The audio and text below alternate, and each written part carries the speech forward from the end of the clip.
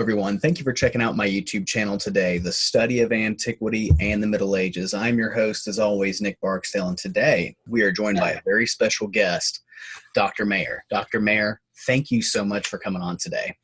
My pleasure. Great to be here. I'd like to also follow this up with a question from myself before we keep going, and that is, would you mind giving us a brief history of the etymological origins of the term Philistine? Okay, well, that's also one of the biggest questions and problems with the name Philistia or the Philistines is, what does it come from? Now, there are various suggestions.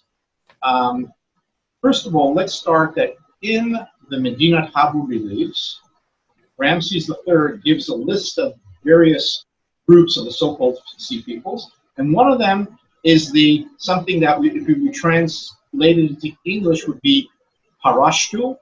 And since the Egyptians at that time, at that stage of the Egyptian language, didn't have an L, anything that's L turns into R. So it's probably Palastu, something like that. So that's the earliest mention of the Philistines. There have been suggestions that the Philistines perhaps are in some way related to the enigmatic early Greek group, the Pelasgians.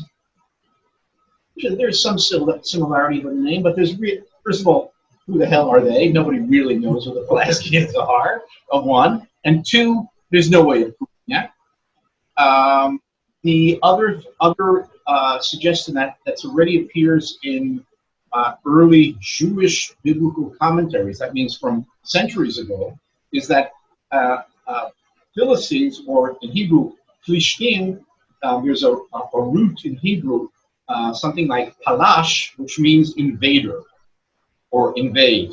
So it was suggested that maybe it's a Philistine, it's a Semitic word for invaders, but that couldn't be because they're probably coming from outside. Now, even more recently, there's an entity, either an ethnic state or something of the sort, which is mentioned in written sources from northern Syria, southern Turkey, in the early Iron Age, particularly in Luwian writing, and it's something like either Walasatin or Palasatin.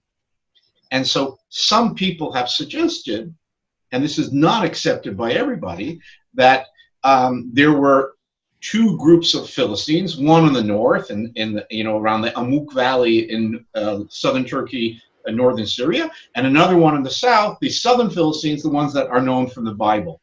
This is very questionable, and it's although it's been mentioned a lot in the research in the last 10-15 years, there's a lot of reasons to be very, very hesitant about accepting that. So the bottom line is we really don't know what's the source of the name Philistines. Now, another interesting thing is both how that name was used during the Iron Age and how it was used after the Iron Age. So, as in most ancient and traditional societies, people most often identify themselves by their local settlement, their very, very local tribe, their family, etc. So when we do have mention of people from Philistia, whether during the Iron Age or slightly afterwards, they're very often called the Gittite, the Ashkelonite, the Gazite, and not as Philistine. And Philistine is a term which is more, I would say, nebulous in meaning.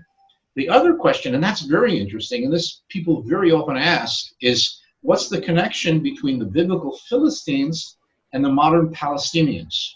And that's also a very interesting process of the development of the name, because the Philistines as a culture and as a people existed between around 1200 to about 604. In 604, Nebuchadnezzar, this king of Babylon, the same Nebuchadnezzar who 20 years later destroys the temple in Jerusalem.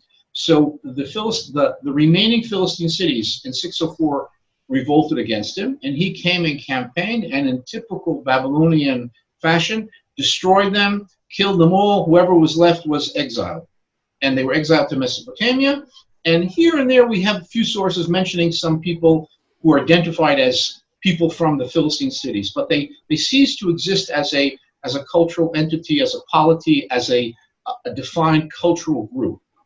Now, nevertheless, the region in which the Philistines lived, that's the southern coastal plain of modern-day Israel, was already recognized by the Greeks as Philistia, or something like that, something in early Greek. So even after the Philistines stopped living there, that region was still called Philistia by the Greeks. Just as there's no more people of the Milwaukee tribe who live in Milwaukee, or in Manhattan, or in Cincinnati, or whatever, but it's still called that. So the same thing, the Greeks continued calling the region of the southern coastal plain Philistia. And then in 135 CE, after the Jews revolted against the Romans in the famous Bar Kokhba revolt, as a punishment for the revolt by the Judeans, the Romans changed the name of the land from Judea to Palestina. And from that point onwards, anybody living in Palestine, Palestina, what would it do to call the land of Israel, was called a Palestinian. So it's a very interesting connection. It's on the one hand, there is a connection, but there's no genetic connection, there's no cultural connection, but it's a connection by the use of the name in relationship to the Philistines. So there is also a very interesting question, as we said, as not only who the Philistines were, but what is Philistia?